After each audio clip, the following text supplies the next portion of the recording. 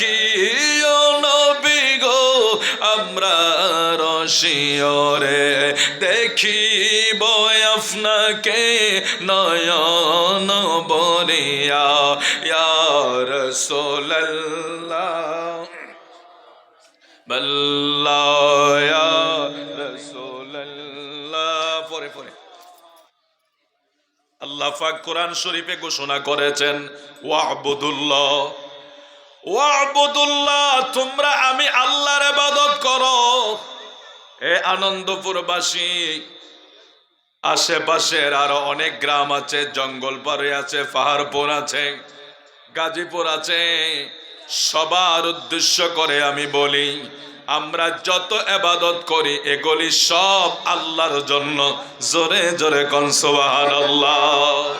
বন্ধু, ঈমান আনার পরে আমাদের ইবাদত সর্বপ্রথম যেটা বান্দার কাজ এটা হলো নামাজ আদায় করা। আওয়াজ করে কন্যা মারহাবা। নামাজ আদায় করা। আমরা মাহফিল করব, মসজিদ বানাবো, মাদ্রাসা করব, খানকা বানাবো, সব কিছু এটা একটা ডেকোরেশন, সব কিছুর আনুষ্ঠানিকতা হলো এটা। আমার পাঞ্জাবি একটা ডেকোরেশন, পাগড়ি জুব্বা এগুলি মাত্র একটা আনুষ্ঠানিকতা। মসজিদ মাদ্রাসা এগুলি একটা ডেকোরেশন মাত্র।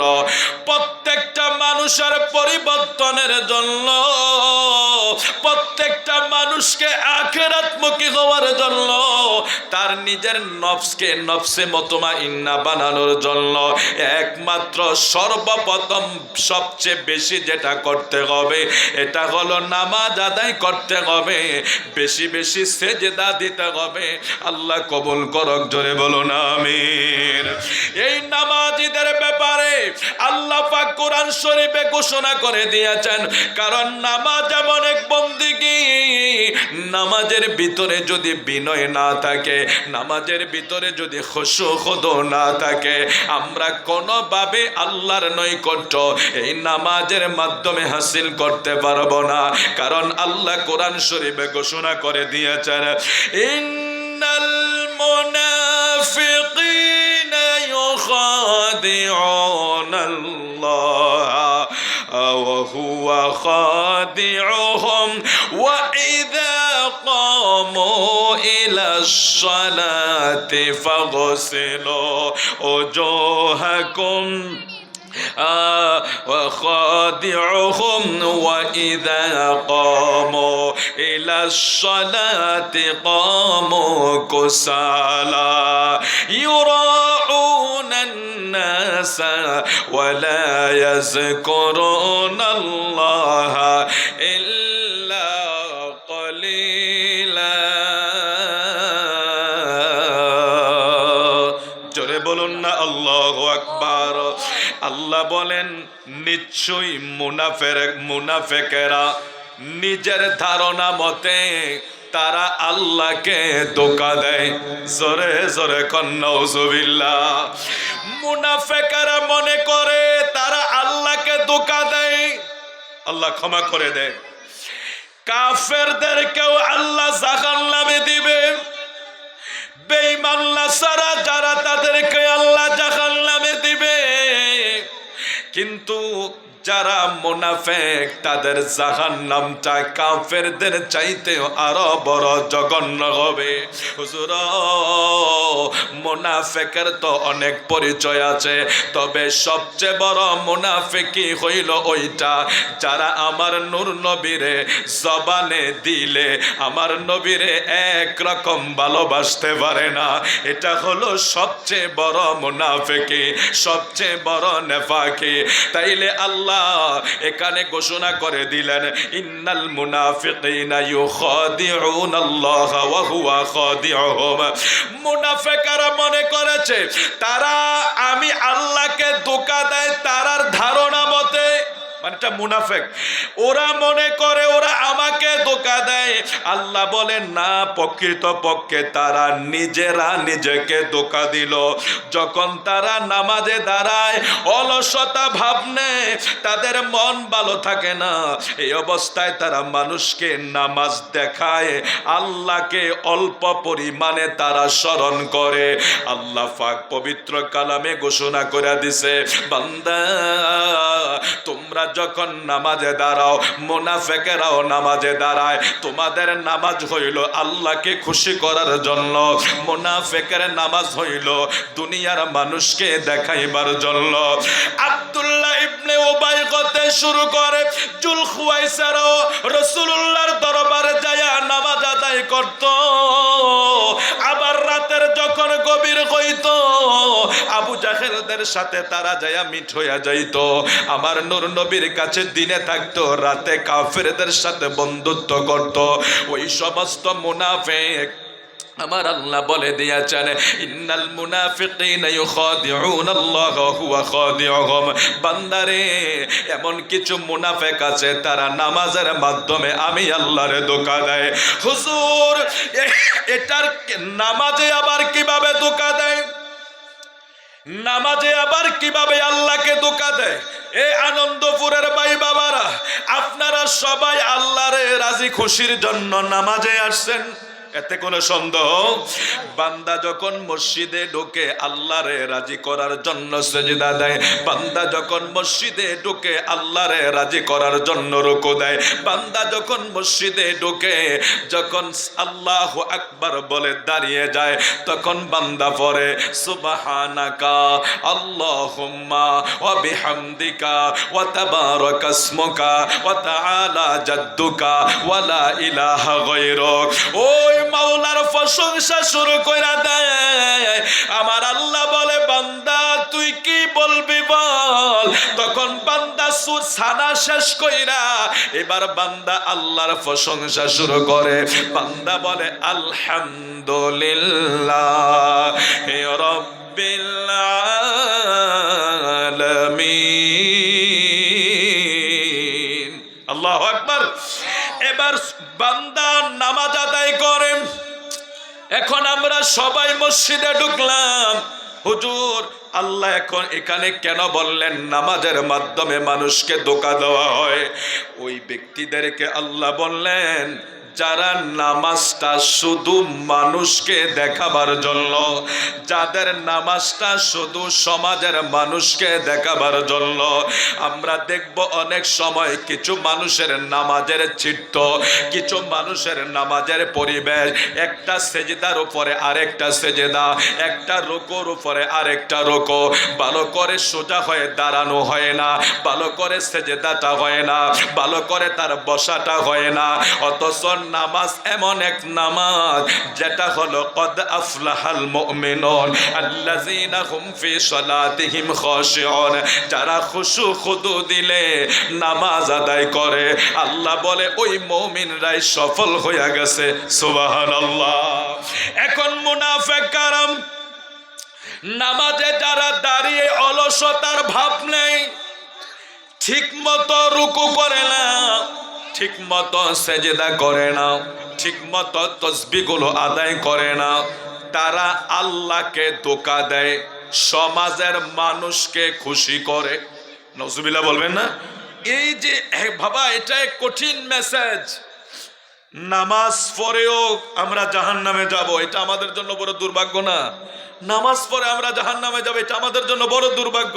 হুজুর, আনন্দপুরের সবাই, আমরা সবাই যারা যেখানে আছি, আমরা তো মসজিদে যাই নামাজ আদায় করার জন্য।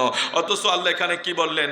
ইন্নাল মুনাফিকিনা ইখাদিউনা আল্লাহ ওয়া খাদিউহুম ওয়া ইযা ক্বামু ইলাস সালাতি ক্বামু কুসালা ইউরাউনা আন-নাস ওয়া লা ইয়াযকুরুনা আল্লাহ ইল্লা কলিলা। মানুষগুলি আল্লাহকে ধোঁকা দেয়, প্রকৃতপক্ষে তারা নিজেই ধোঁকার ভিতরে পড়তেছে। কিভাবে? আমরা যখন নামাজে দাঁড়াই, আমার নবী বলেছেন পৃথিবীর ভিতরে যত চোর আছে, চোর আছে না নাই? চোরের তো কিছু ক্যাটাগরি আছে। কিছু কিছু চোর আছে এলাকার ভিতরে, কার গাছের ভিতরে কি জানি পেঁপে বা পাকা ধরেছে, মালিক পাহারা দেয়, এটা একটু ফাঁকক, তারপরে খাটবো। আর এলাকার একটা শ্রেণী আছে পাহারা দেয় কখন পেঁপে পাকবে আর কখন নিয়ে আসবে। ওই কলা, পেঁপে, কাঁঠাল, আম, বরই, এটা এক ক্যাটাগরির চুরি আর কি, যেটাকে ইয়াং বা অল্প বয়সে দুষ্টামি মনে করে, এটা এক ক্যাটাগরি। আবার কেউ আছে হাঁস মুরগি, কেউ আছে তার চেয়ে বড়, কেউ আছে কলমের মাথা দিয়া চুরি, আছে না নাই? তবে পৃথিবীর ভিতরে আশ্চর্যের বিষয়, যিনি ক্ষুধার অভাবে রুটি চুরি করে, খাবার চুরি করে, তার শাস্তি হয়। আর যিনি কলমের আগা দিয়া গোটা দেশকে শেষ করে দেয়, হাজার হাজার কোটি আত্মসাৎ করে নেয়, তার বিচার হয় না। নাউজুবিল্লাহ বলবেন না? ওই রুটি চোরের বিচার হয়, আম চোরের বিচার হয়, কাঁঠাল চোরের বিচার হয়। 2, 4, 5 টাকা, 10 টাকায় 100 টাকার জিনিস। কালকেও দেখলাম ফেসবুকে একটা চোরকে মারতেছে, তো মারতেছে, দাড়ি আছে, দাড়িগুলো ফেকে গেছে। আপনারা বলবেন হুজুর আপনি তো চোরের পক্ষে কথা বলতেছেন। না, বিষয়টা এটা না, বিষয়টা হলো একটা পার্থক্য করা, যে মানুষ কোন জায়গার বিচারটা করার দরকার ছিল, কোন জায়গাটা করে। দরকার ছিল যারা কলমের আগা দিয়া গোটা দেশ, গোটা জাতিকে শেষ করে দেয়, মানুষকে কষ্ট দেয়, জিনিসের দাম বাড়িয়ে সিন্ডিকেট করে, ওই তাদেরকে না ধরে একটা রুটি চুরি করেছে অথবা অল্প কিছু জিনিস চুরি করেছে, তাকে এমন শাস্তি দেওয়া হয় মনে হয় যেন সে পুরা দেশ শেষ করে দিয়েছে। দেখলাম বৃদ্ধ লোক, একটা বৃদ্ধ লোককে বেঁধে এমন ভাবে লাথি ঘুষা মারতেছে, চোরকে দেখে বোঝা গেছে এটা বড় ধরনের কিছু না, হয়তো সামান্য কিছু। তাহলে আমরা আল্লাহর হাবিব বলেছেন এই অনেক চোর আছে, বিভিন্ন ধরনের ক্যাটাগরির চোর আছে। সব চোর একদিকে, আমার নবী বলেন সবচেয়ে নিকৃষ্ট হইল যিনি নামাজের ভিতরে চুরি করে। জোরে কি বলা যাবে? নাউজুবিল্লাহ। চোরের অনেক ক্যাটাগরি আছে, ক্লাস আছে, চোর অনেক ধরনের হয়। অথচ আমার নূর নবীজি ফরমান উম্মত, নামাজের ভিতরে যারা চুরি করে এরা হলো সবচেয়ে বড় চোর। আল্লাহ বলছে যারা নামাজে অলসতা করে এরা মুনাফিক, এরা আমি আল্লাহকে ধোঁকা দেয়। আর আমার নূর নবী বলে উম্মত, যারা নামাজের ভিতরে চুরি করে ওই চোর হইল সবচেয়ে বড় চোর। হুজুর সাহাবায়ে কেরাম প্রশ্ন করলেন, ইয়া রাসূলুল্লাহ, আয়া কায়া হাবিবাল্লাহ, নবী গো নামাজের ভিতরে আবার কি মানুষ চুরি করে কিনা? এটা প্রশ্ন জাগে কি জাগে না? আমার আল্লাহ বলছেন মুনাফিক নামাজের ভিতরেও আছে, যে ধোকার কারণে সে নিজেকে নিজে ধোকা দেয়, অথচ সে মনে করছে আমি আল্লাহকে ধোকা দেয়। আবার এই দিক দিয়ে আমার নবী বলতেছেন নামাজের ভিতরে যে চুরি করে সে সবচেয়ে বড় চোর। তো সাহাবায়ে কেরাম আশ্চর্য হয়ে প্রশ্ন করেছেন, হাদিস মুবারকা, আন আবি কাতাদা ক্বালা ক্বালা রাসূলুল্লাহ সাল্লাল্লাহু আলাইহি ওয়াসাল্লাম আসওয়াউন নাসি সারিকাতাল্লাযী ইয়াসরিকু মিন সালাহ, ক্বালু ইয়া রাসূলুল্লাহ কাইফা ইয়াসরিকু মিন সালাতিহি, ক্বালা লা ইয়াতিম্মু রুকুআহা ওয়ালা সুজুদাহা। আবু কাতাদা থেকে বলল না, নূর নবীজি ফরমান উম্মত, নামাজের চোর যিনি করে, নামাজে যিনি চুরি করে সে হইল সবচেয়ে বড় চোর। নূর নবীকে সাহাবায়ে কেরাম জিজ্ঞাসা করে, ইয়া রাসূলুল্লাহ, নবী গো চুরি করার জন্য তো মানুষ মানুষের বাড়িতে যায়, চুরি করার জন্য মানুষ মার্কেটে যায়, চুরি করার জন্য মানুষ রাস্তায় যায়, চুরি করার জন্য মানুষ বাহিরে যায়, নামাজে কেমনে চুরি হয়? নামাজে তো মানুষ নামাজ পড়তে যায়। আল্লাহু আকবার বলবেন না? হে হে কি আজীব বিষয়। ও ভাই, নামাজ পড়তে যায় মানুষ, অথচ নবী বলছে এখানে একটা চুরি হয়, সবচেয়ে বড় চুরি হয়। আমার নবী কয় নামাজের ভিতরে যেই চুরিটা, এটা হলো রুকু এবং সেজদার ভিতরে তারা চুরি করে। হুজুর এটা কেমন করে করে? বলে উম্মত রে, মানুষ যখন আল্লাহু আকবার বইলা নামাজে দাঁড়ায় তখন সূরা কেরাত পড়ার পরে তার প্রথম কাজ হইল রুকু দেওয়া। ঠিক কিনা বলেন? প্রথম কাজ কি? আপনাদের কষ্ট হইতেছে? কেউ আসুক না আসুক টেনশন করার দরকার আছে নাকি? কেউ বিরিয়ানি খাইব, কেউ কিছু ওয়াজ শুনবো, এই কয়েকটা আইটেমের মানুষ জগতে আছে। হ্যাঁ, মসজিদে এসে দেখলাম মাত্র 1.5 কাতার মানুষ, এত বড় তো মসজিদ না, কিন্তু মানুষ কি আর নাই? নামাজে এসেছে।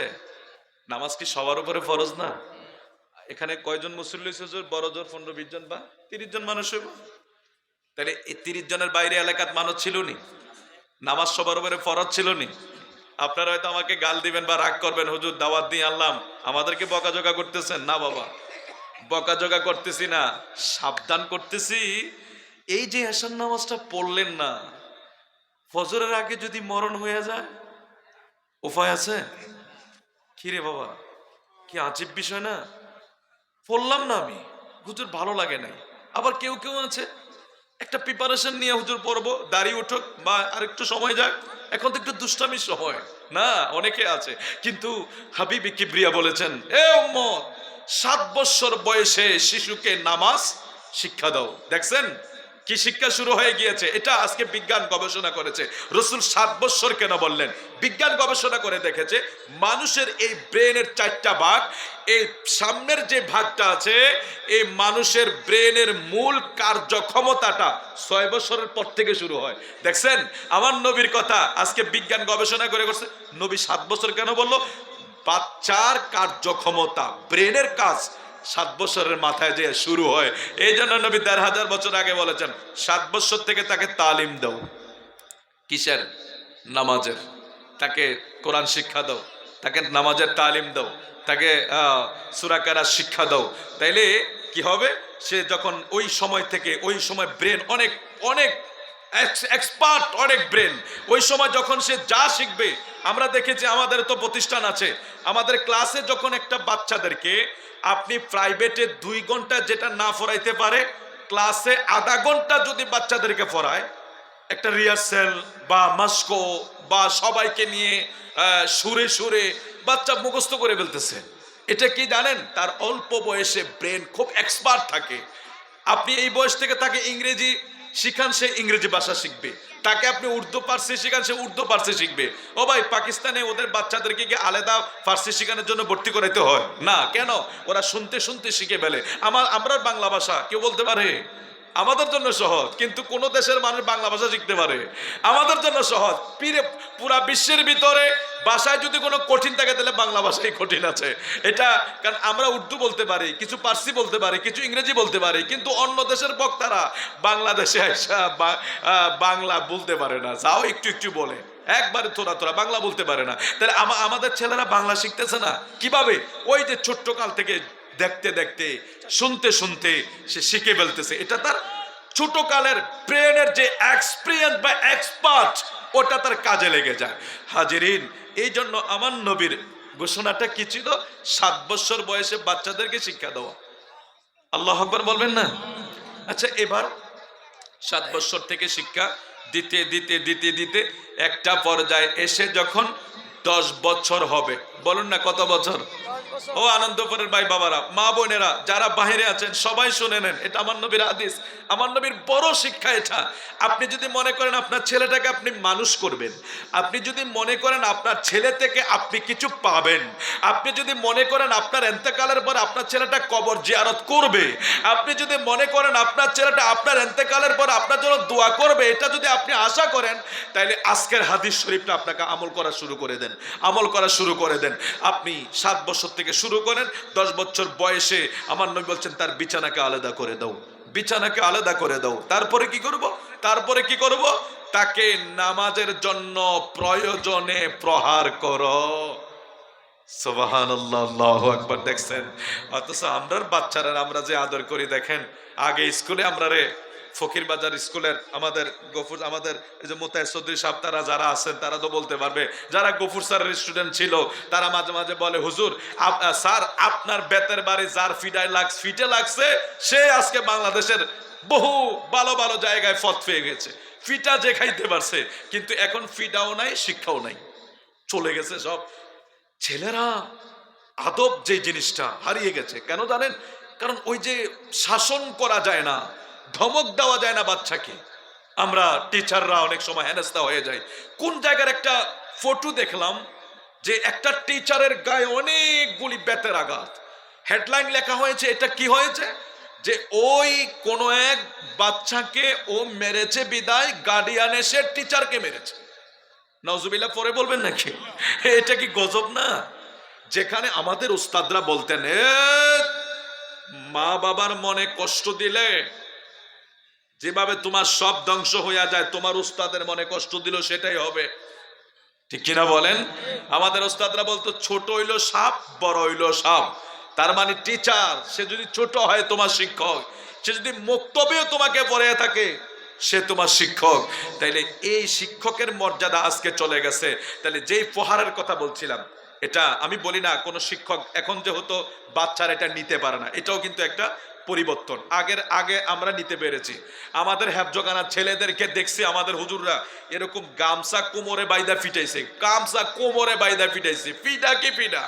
এরকম বাচ্চা আছে কোরআন শরীফের উপর দিয়ে লাভ দিয়ে বাইকে গেছে, ফিটা সহ্য করতে পারছে না।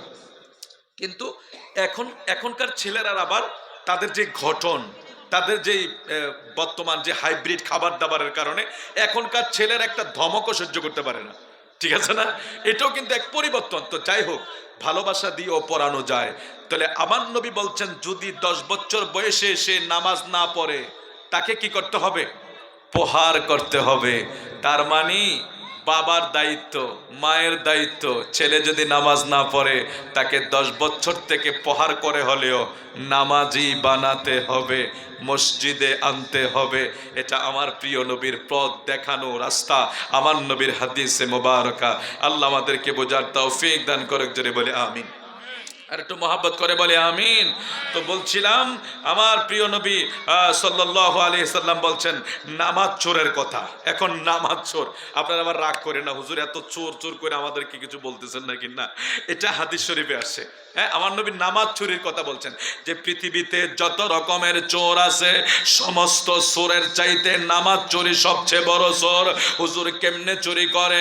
এ বান্দা শোনো, উনি যখন নামাজে দাঁড়ায়, নামাজে দাঁড়াইয়া যখন প্রথম রুকু দেয়, রুকু দেওয়ার সময় সে ওই তসবিহটা তাড়াতাড়ি শেষ করার জন্য ভালো কইরা সে উচ্চারণ করে না, রুকু থেকে ওইটা সোজা হইয়া দাঁড়াইতে হয়।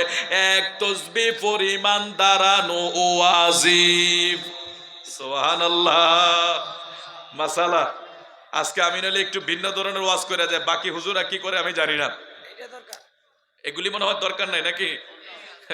বাবা অনেকে নামাজ পড়ে, আমি অনেক সময় পিছনে দাঁড়াইলে দেখি আল্লাহ আমার ভাইয়েরা এত ওয়াজ করি কত শিখতেও যায় না, জিজ্ঞেসও করে না। আর এখন তো কি এক মুভমেন্ট মানুষের, হামসে বড়া কোন হয়, আমার মতো বড় আর কেউ আছে? একটু জিজ্ঞেসও করে না বাবা। অথচ সূরা, কেরাত, নামাজের হুকুম আহকাম যদি আপনি না জানেন, নামাজ ভঙ্গের 19টা কারণ যদি আপনি না জানেন, কোথায় সুজদা দিতে হয় সেটা যদি না জানেন, কিভাবে নামাজ পড়বেন বাবা? এগুলি শিক্ষার জন্য আমার নবী কত বছর বয়স থেকে বলেছিলেন? 7 বছর না? অথচ আমাদের অনেক ছেলের আর বয়স হয়ে গিয়েছে 25-30 বছর। আমার চেনা জানা এক কাউন্সিলর ছিল, বুঝছেন? এক কাউন্সিলর ছিল, মানে কাউন্সিলর মানে কি বড় নেতা না, ও সূরা কুল ফল্লাহ ছাড়া কিছু পারে না। ও তো ভাই নামাজ পড়েন কেমনে? একটু ফ্রি মাইন্ডেড ছিল, নামাজ পড়েন কেমনে? কই এটা দিয়ে সব সেরা লাই। কোথায় হুজুর কল আসছে আপনার মোবাইলে? এটা দিয়ে আসছে। তো এগুলি আমাদের জন্য অপারগতা, এগুলি আমাদের জন্য বড় খারাপ সিগন্যাল বাবা। আমরা মুসলমান না? আমাদের আপনি দেখেন হিন্দু, বৌদ্ধ, খ্রিস্টান তাদের যে বাংলা ভাষাবি যে বইগুলো আছে এগুলো আমরা পড়তে পারবো না, দাঁত ভেঙে যাবে, এদের ভাষায় উচ্চারণে এত কঠিন, অথচ এগুলিও তারা শিক্ষা গ্রহণ করে। আর আমরা সহজ জিনিসগুলো আমরা শিক্ষা গ্রহণ করি না। তাইলে আমার প্রিয় নবী বলছেন নামাজ চোরের কথা। এখন নবীজি বলছেন যারা রুকুতে নামাজ চুরি করে এরা হইল নামার সবচেয়ে বড় চোর। হুজুর কিভাবে তারা চুরি করে? বলে তারা যখন রুকুতে যায়, রুকুতে যায় এখানে পড়ে সুবহানা রাব্বিয়াল আযীম, সুবহানা রাব্বিয়াল আযীম, সুবহানা রাব্বিয়াল আযীম। কমপক্ষে কয়বার? আরো জোরে, আরো জোরে। এই সুবহানা রাব্বিয়াল আযীম 3 বার কমপক্ষে পড়ার পরে এখন আমি যদি পরিষ্কার করে না পড়ি সুবহানাল্লাহ সুবহানাল্লাহ, কারণ দাওয়াত আছে, ঠিক আছে না? এরকম হয়তো আনন্দ করে কেউ পড়ে না, এরকম আমার অনেক, আমি দেখছি অনেক মুসল্লি ভাই সুবহানাল্লাহ সুবহানাল্লাহ সুবহানাল্লাহ, কি রে হুজুর দাওয়াত আছে, হুজুর আরেক জায়গায় যাইতে হবে, হুজুর মেল আছে, হুজুর বাইরে যেতে, আল্লাহ আল্লাহ ক্ষমা করে দেখ। ও ভাই, আপনি যখন বলছেন সুবহানা রাব্বিয়াল আযীম, প্রশংসা করতেছেন কার? এই স্টেজের ভিতরে যদি নেতার বাবা সামনে আসেন, স্টেজের ভিতরে যদি নেতার প্রশংসা করতে যে একটু আলহাজ না কন, নেতায় পরে অবস্থা খারাপ করে দেয়। এই অমুকের ফুতরে কই সাবধানে থাকতো, শিক্ষালয় তো কইস আমার এইভাবে অপমান করছে স্টেজের ভিতরে, আমারে আলহাজ কইলো না, আমার এইভাবে নামটা বললো না। এই এরকম হয় কি হয় না বলুন?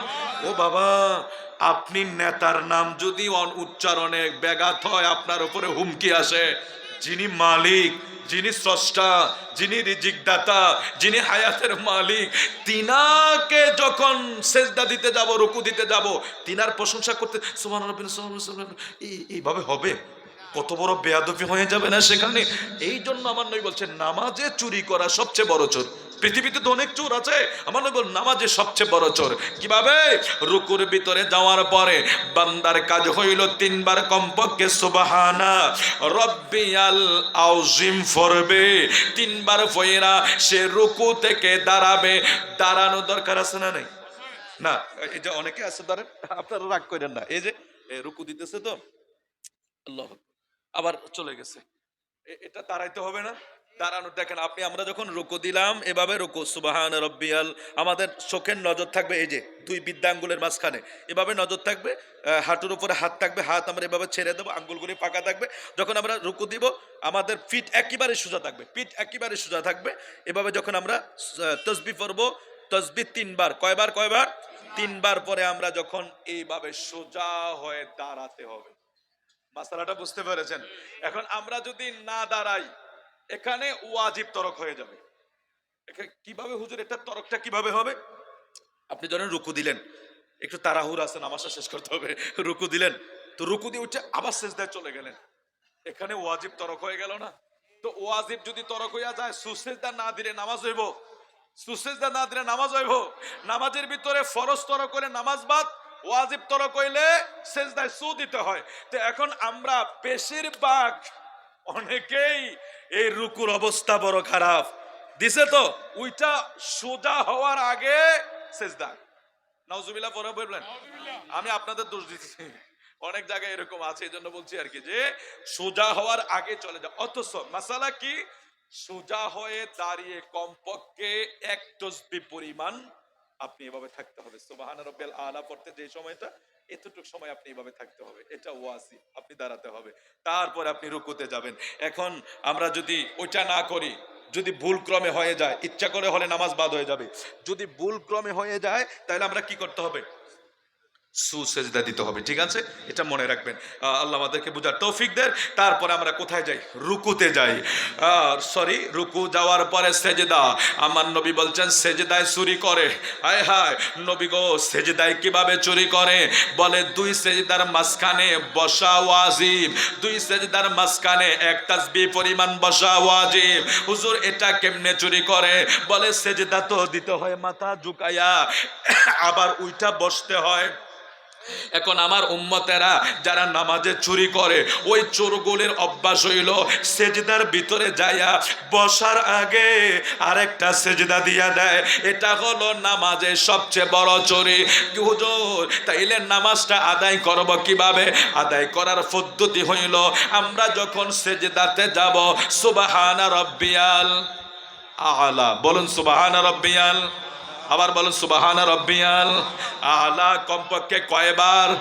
তিনবার। তিনবার আমরা রুকুতে সেজদাতে যাইয়া এই তাসবিহ পড়া, ওইটা আমরা বসতে হবে, হাঁটুর উপরে হাত রাইখা বসতে হবে।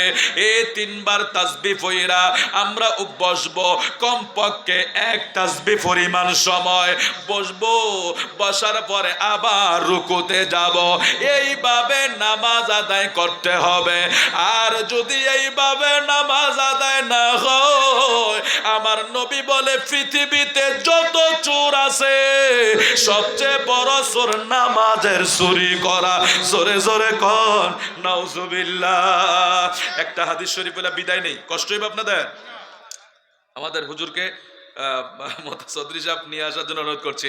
আমার নবী ফরমান ওয়ান আনাসিন ক্বালা সাল্লা বিনা রাসূলুল্লাহ, সবাই বলেন সাল্লাল্লাহু আলাইহি সাল্লাম, যাতা ইয়াউমিন ফালাম্মা ক্বাদা সালাতা আকবালা আলাইনা বিওজহিহি ফাকালা আইয়ুহান নাসু ইন্নী ইমামুকুম ফালা তাসবিকুনি বিররুকুই ওয়ালা বিসসুজুদি ওয়ালা বিলকিয়ামি ওয়ালা বিলইনশিরাফি ফাইন্নী আরাকুম আমামিন ওয়া মিন খালফি সুম্মা ক্বালা ওয়াল্লাযী নাফসু মুহাম্মাদিন বিয়াদিহি লাউ রাআইতুম মা রাআইতু লা দাহিকতুম ক্বালিলা ওয়ালা বাইকাইতুম কাসীরা ক্বালু আমা রাআইতা ইয়া রাসূলুল্লাহ ক্বালা রাআইতুল জান্নাতা ওয়ান নার, রাওয়াহু মুসলিম।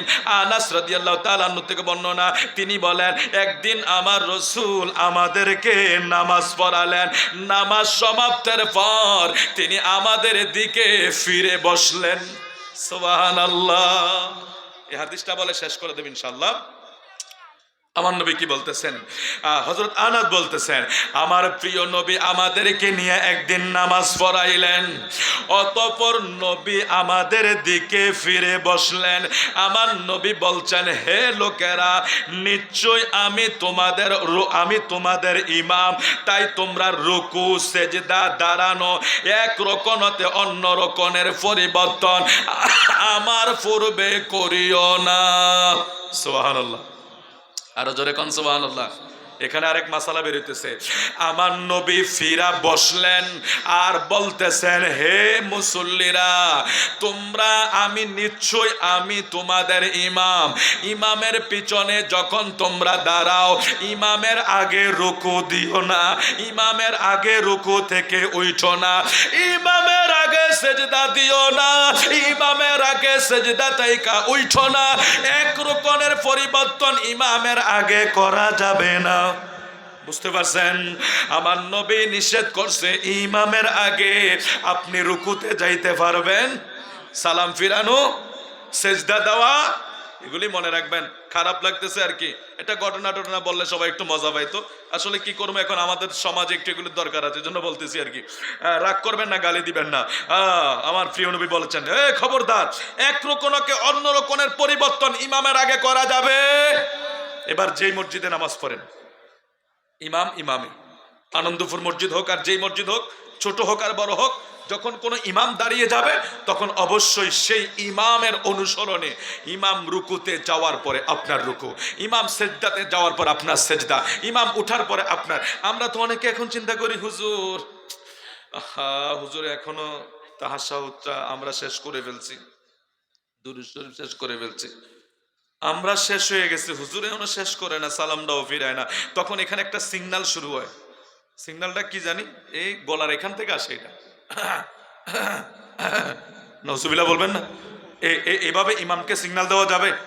বলুন ইমামকে সিগন্যাল দেওয়া যাবে? তাহলে ইমামের পরে আপনার সব কাজ করতে হবে।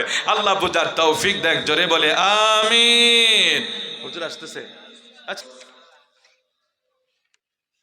প্রধান মেহমানে আলা, শাসন কাছে অবদা জামে মসজিদের সম্মানিত খতিব এবং শাহে মদিনা হজ কাফেলার সম্মানিত চেয়ারম্যান, যিনি প্রায় সময় মক্কা মদিনা যান, আমাদের অত্যন্ত সিনিয়র মহব্বতের মানুষ, মঞ্চে উপবিষ্ট হয়েছেন। আপনারা যারা এদিক সেদিকে আসেন সবাই চলে আসেন, সবাই চলে আসেন।